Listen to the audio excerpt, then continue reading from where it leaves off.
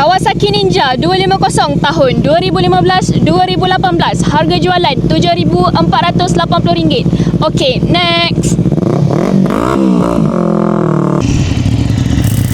Ducati Hypermotard 821 tahun 2014-2017. Harga jualan RM38,800. Okey, next.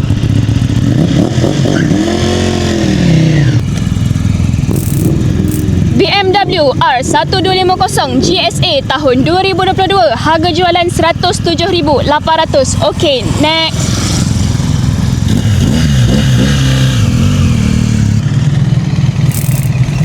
BMW R1300 GS Option 719 tahun 2025. Harga jualan RM130,800. Okey, next. BMW R1250 GS tahun 2021. Harga jualan RM95,800. Okey, next.